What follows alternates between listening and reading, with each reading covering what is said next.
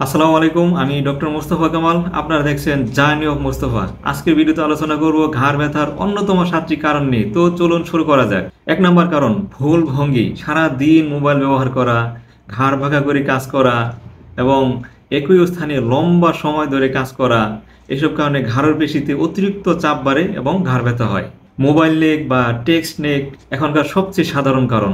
2, muscle strain. হঠাৎ ঘুরে তাকানো, ভারী জিনিস তোলা এবং কম্পিউটারের সামনে দীর্ঘ সময় ধরে কাজ করা, এসব কারণে ঘাড়ের পেশিতে টান লাগে।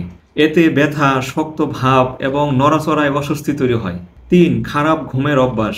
উঁচু বালিশ, নিচু বালিশ অথবা অস্বাভাবিক ঘুমের ভঙ্গি, এসব কারণে ঘাড়ের জয়েন্ট এবং পেশিতে টান লাগে। ফলে ঘুম থেকে উঠে ঘাড় ব্যথা অনুভূত হয়। 4, স্ট্রেস ও মানসিক চাপ। চিন্তা ও টেনশন বাড়লে ঘাড় ও কাঁধের পেশি শক্ত হয়ে যায়। এতে ব্যথা, টান বা চাপ অনুভূত হয়। এর ফলে ঘাড় ব্যথা অনুভব হয়। 5, সার্ভাইকেল ডিস্ক এর সমস্যা।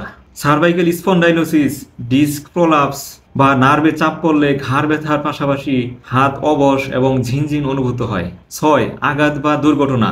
কোনো কারণে ঘাড়ের পেশিতে আঘাত অথবা দুর্ঘটনাজনিত কারণে এখানে যদি আঘাত লাগে, এর ফলে উইপলাস ইনজুরি হতে পারে, যা দীর্ঘমেয়াদী ঘাড় ব্যথার কারণ। 7, সংক্রমণ বা প্রদাহজনিত কারণ। গলা বা শরীরের অন্য অংশের সংক্রমণ, থাইরয়েডের সমস্যা অথবা মেনিনজাইটিসের কারণে ঘাড় ব্যথা হতে পারে।